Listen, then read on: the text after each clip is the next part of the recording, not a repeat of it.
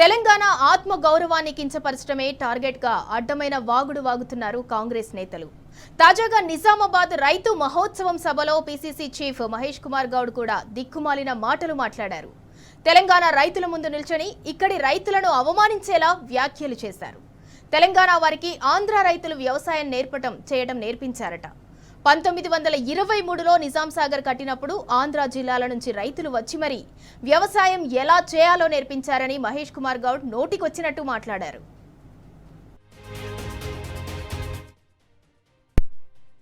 1923లో Nizam Sagar project వచ్చినప్పుడు ఇక్కడికి ప్రకాశం జిల్లా, కృష్ణా జిల్లా, గుంటూరు జిల్లా నుంచి వచ్చి వ్యవసాయాలు స్థిరపడి వ్యవసాయం చేయడమే కాకుండా మాకు కూడా వ్యవసాయం నేర్పించిన సందర్భం 1923లో నిజాం సాగర్ ప్రాజెక్ట్.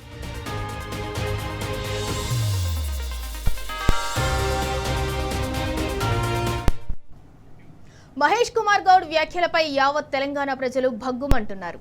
ఏపీ నుంచి తెలంగాణకు వలస వచ్చిన వాళ్ళు మనకు వ్యవసాయం నేర్పారని ఎలా అంటారని ఫైర్ అవుతున్నారు. అంటే 1923కు ముందు తెలంగాణలో వ్యవసాయం లేదా అని ప్రశ్నిస్తున్నారు. కాకతీయుల కాలం నుంచే సువాసనలు వెదజల్లే బియ్యం పండించిన నేల తెలంగాణ అని తేల్చి చెప్తున్నారు. నిజాం కాలంలోనే హైదరాబాదీ బిర్యానీ వరల్డ్ ఫేమస్ గా మారిందంటున్నారు రైతులు. ఆ మాత్రం కామన్ సెన్స్ లేకుండా మహేష్ కుమార్ గౌడ్ ఎలా మాట్లాడతారని నిప్పులు చెరుగుతున్నారు. వెంటనే తెలంగాణ రైతులకు క్షమాపణ చెప్పి తమ వ్యాఖ్యలను వెనక్కి తీసుకోవాలని డిమాండ్ చేస్తున్నారు.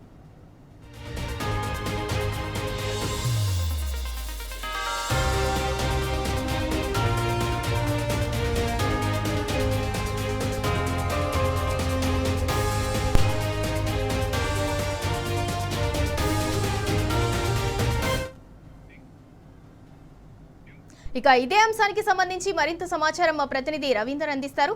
రవీందర్, మీరు చెప్పండి, ఇవాళ టీపీసీసీ చీఫ్ మహేష్ కుమార్ గౌడ్ తెలంగాణ రైతులను ఉద్దేశించి ఎలాంటి వ్యాఖ్యలు చేశారో మనం అందరం కూడా చూసాము. ఆ వ్యాఖ్యలను ఎలా చూడాలి అసలు? ఇవాళ పిసిసి అధ్యక్షుడి హోదాలో మహేష్ కుమార్ గౌడ్ మాట్లాడిన తీరు కుసంస్కారంగా, సంస్కారహీనంగా, సోయి లేకుండా తెలంగాణ అస్తిత్వం, ఆత్మగౌరవం కనీసం పట్టనట్టుగా ఆయన వ్యాఖ్యలే ఇందుకు నిదర్శనంగా అని చెప్పవచ్చు. మహేష్ కుమార్ గౌడ్ వ్యాఖ్యలు ప్రస్తుతం మనం ఇంతకు మొదలు జరిగినటువంటి సభ తీరుతెన్నులను చూస్తే ఆదాంతం సభ మొదలైన నుంచి తెలంగాణ సమాజం మీద, తెలంగాణ ప్రజల మీద, తెలంగాణ ఉద్యమం మీద, ఇక్కడి భావజాలం మీద ఏమాత్రం అవగాహన లేకుండా మహేష్ కుమార్ గౌడ్ మాట్లాడిన తీరును యావత్తు తెలంగాణతో పాటు ఇక్కడున్న రైతులు ఆయన మాట్లాడే పట్ల అవహేళనగా చేసే విధంగా మాట్లాడిన తీరు పట్ల అందరూ ఆగ్రహం వ్యక్తం చేస్తున్న సందర్భం స్పష్టంగా కనబడుతుంది. ప్రపంచానికే విత్తనాన్ని పరిచయం చేసిన చరిత్ర తెలంగాణ రాష్ట్రానికి దక్కుతుంది. ఆ ప్రపంచానికి విత్తనాన్ని అందించే ఇక్రిసార్ తెలంగాణ రాష్ట్రంలో ఉంది. ఇది ఈ మాత్రం సోయి లేకుండా, ఈ మాత్రం చరిత్ర పరిజ్ఞానం లేకుండా మహేష్ కుమార్ గౌడ్ ఇక్కడ వరి పండించే స్తోమత కానీ, స్థాయి కానీ తెలంగాణ ప్రజలకు లేకుండే ఆంధ్ర నుంచి వచ్చి మనకు వ్యవసాయం నేర్పారు, ముఖ్యంగా వరి పండించే విధానాన్ని నేర్పారని చెప్పడంలో ఇక్కడున్న ప్రజలను, ఇక్కడున్న రైతులను, ఇక్కడున్న చరిత్రను వక్రీకరించి నూతనంగా కాంగ్రెస్ చరిత్రను సృష్టించే ప్రయత్నం ఇవాళ సభా సాక్షిగా కనబడ్డది. ఆద్యంతం సభలో రైతులను బాగు చేస్తాము, రైతులకు అన్ని విధాలు ఆదుకుంటామని ఏర్పాటు చేసిన సభలో ఆద్యంతం గందరగోళమైన పరిస్థితి. సభ ప్రారంభమైన కాడ నుంచి ఒకవైపు ప్రకృతి సహకరించలేదు. సభ నాయకులు వచ్చే సమయానికి ఆ టెంట్ కూలిపోయింది, హెలికాప్టర్ దారి తప్పింది.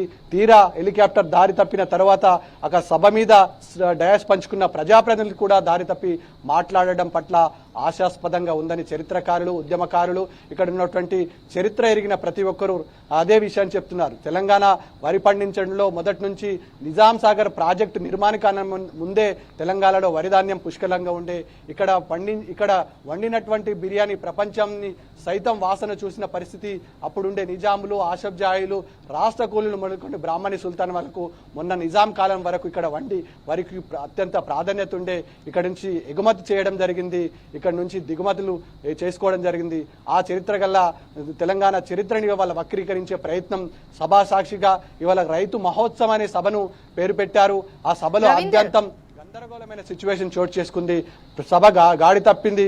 ముఖ్యంగా మహేష్ కుమార్ గౌడ్ మాట్లాడిన తీరు పట్ల రవీందర్, అంటే ఇవాళ మహేష్ కుమార్ గౌడ్ మాట్లాడిన మాటలు అంటే 1923కు ముందు అసలు తెలంగాణలో రైతులు లేరా అన్నట్టుగా కూడా ఆయన వ్యాఖ్యలు ఉన్నాయి. దాన్ని ఎలా చూడాలి? ఓవరాల్గా తెలంగాణ చరిత్ర, సంస్కృతి, సాంప్రదాయాలు ఈరోజు అధికారం అనుభవిస్తున్న కాంగ్రెస్ ముఖ్యమంత్రితో పాటు పిసిసి అధ్యక్షుడికి ఎవరికి కూడా ఆ వాసన కానీ ఆ ఉద్యమం చేసిన నేపథ్యం లేదు. ఆద్యాంతం చరిత్రను హీనం పరిచే విధంగా, చరిత్రను పక్కదారి పట్టించే విధంగా, ఇక్కడున్న రైతులను కించపరిచే విధంగా వ్యాఖ్యానాలు చేయడం జరిగింది. మనతో పాటు ఉద్యమకారులు, ఇక్కడ ఉన్నటువంటి ఉద్యమ భావజాలను పెనవేసుకున్న వారు, చరిత్రకారులతో పాటు ఇక్కడ ఉన్నటువంటి ఉద్యమకారుడు విఠలరావు గారు ఉన్నారు. విఠలరావు గారు చెప్పండి, వాళ్ళ సభా సాక్షిగా ఇక్కడ ఈ ప్రాంతంలో ఉన్నటువంటి మహేష్ కుమార్ గౌడ్ పిసిసి అధ్యక్షుడు హోదాలో ఇక్కడ వరి ధాన్యాన్ని పండించే స్తోమత కానీ తెలంగాణలో ఇక్కడ పరిచయం చేసింది ఓన్లీ ఆంధ్ర వాళ్ళే. ఆంధ్ర వాళ్ళు వచ్చేసి మనకు వరి ధాన్యం రుచి చూపించారంటున్నారు. చరిత్ర ఏం చెప్తుంది? ఇవాళ పిసిసి అధ్యక్షుడు బాధ్యతాయుతమైన హోదాలో ఉండి కనీసం సోయి లేకుండా మాట్లాడిన మాటల పట్ల తెలంగాణ సమాజం ఏమనుకుంటుంది, ముఖ్యంగా రైతాంగం ఏమనుకుంటుంది? ఇక్కడ మహేష్ కుమార్ గౌడ్ ఒక రైతు కాదు. మహేష్ కుమార్ గౌడ్కు ఉద్యమ నేపథ్యం తెలియదు. మహేష్ కుమార్ గౌడ్కు తెలంగాణ చరిత్ర తెలియదు. ఎందుకంటే మేము గతంలో 1969లో కూడా తెలంగాణ ఉద్యమంలో మొదటి దఫా ఉద్యమంలో పాల్గొన్నాం. తర్వాత కేసీఆర్ ఏదైతే 2001లో టీఆర్ఎస్ పార్టీ పెట్టిండో మొదటి నుంచి తెలంగాణకు ఆంధ్రలో అన్ని రంగాల్లో అన్యాయం చేస్తున్న ఉద్దేశంతో తన పార్టీ పెట్టగానే మరి అప్పుడున్న టీడీపీకి రాజీనామా చేసి వెళ్ళడం జరిగింది. 14 సంవత్సరాలు ఉద్యమం చేసి మరి తెలంగాణ అచ్చుడో కేసీఆర్ చచ్చుడో అనే నిదానంతో, అట్లాగే ఏదైతే అంబేద్కర్ ఆర్టికల్ 3 ప్రకారము మనం ఊరూరా జేఏసీలు ఏర్పాటు చేసుకొని తెలంగాణ సాధించిన తెలంగాణకు మరి 9.5 సంవత్సరాల్లో కేసీఆర్ గారు ఎన్నో అభివృద్ధి సంక్షేమ కార్యక్రమాలు చేయడం జరిగింది. ఈరోజు ఈ 16 నెలలు కాదు 16 రకాల పడ్డారు కాంగ్రెస్ వాళ్ళు. ఏంటంటే మహేష్ కుమార్ గౌడ్ ఈరోజు వచ్చిండ్రు, 3 మంత్రులు వచ్చిండ్రు, రైతు మహోత్సవం అని పెట్టిండ్రు. రైతులకు ఏం చేసిండ్రని రైతు మహోత్సవం వీళ్ళు పెట్టిండ్రు. నేను అడుగుతా ఉన్నా, రైతులకు ప్రతి రంగంలో అన్యాయం చేయడం జరిగింది.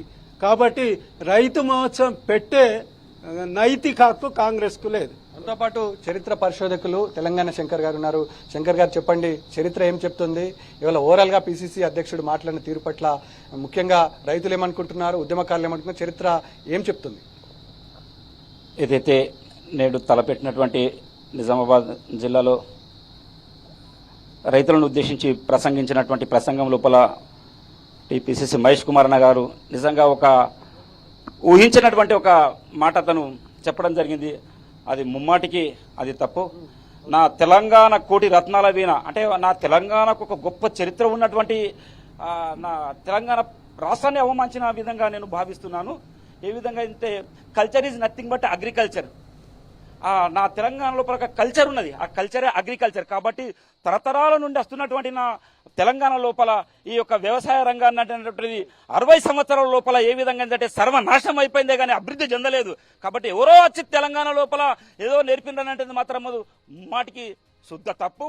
మేము ఒకటే కోరుకుంటున్నాము, ఏ విధంగానంటే తెలంగాణ లోపల అన్యోన్యమైనటువంటి ఒక సంస్కృతి సాంప్రదాయాలతో ఉన్నటువంటి దాన్ని కలిపి 60 సంవత్సరాల లోపల సర్వనాశనం చేసిన కేసీఆర్ గారి యొక్క పాలన లోపల 10 సంవత్సరాల లోపల వ్యవసాయ రంగానికి ఇచ్చి ప్రపంచంలో ఒక తలమానికంగా స్థాయికి తీసుకొచ్చినటువంటి వ్యక్తి కేసీఆర్ గారు. కాబట్టి మొట్టమొదటిగా మహేష్ కుమార్ అన్నగా నేను ఏమడుగుతున్నానంటే, మీరు నిజామాబాద్ జిల్లాలో ఉన్నటువంటిది జవహర్లాల్ నెహ్రూ ఒక మాట కూడా చెప్పిండు, ఇక్కడ కలుపుతూ ఒక అమాయకులను అమ్మాయిని గడసరబ్బాయితో కలుపుతున్న, కలిసి ఉంటే ఉండొచ్చు విడిపోవచ్చు అని చెప్పినటువంటి దాన్ని 60 సంవత్సరాలు సర్వనాశనం చేసి విడిపోవడానికి కష్టపడ్డటువంటి తెలంగాణ లోపల ఇలాంటి మాటలు మాట్లాడడం మీకు సరికాదంటున్నాం. మేము దానికి చరిత్రను వక్రీకరించే విధంగా, చరిత్రను అపహాస్యం చేసే విధంగా ఇవాళ పిసిసి అధ్యక్షుడు మహేష్ కుమార్ గౌడ్ మాట్లాడిన పట్ల తెలంగాణ సమాజం, ముఖ్యంగా ఉద్యమకారులు, రైతులు ఆగ్రహం వ్యక్తం చేస్తున్నారు. చరిత్ర తెలుసుకొని మాట్లాడాలని మహేష్ కుమార్ గౌడ్కి సూచిస్తున్నారు. Vote studio.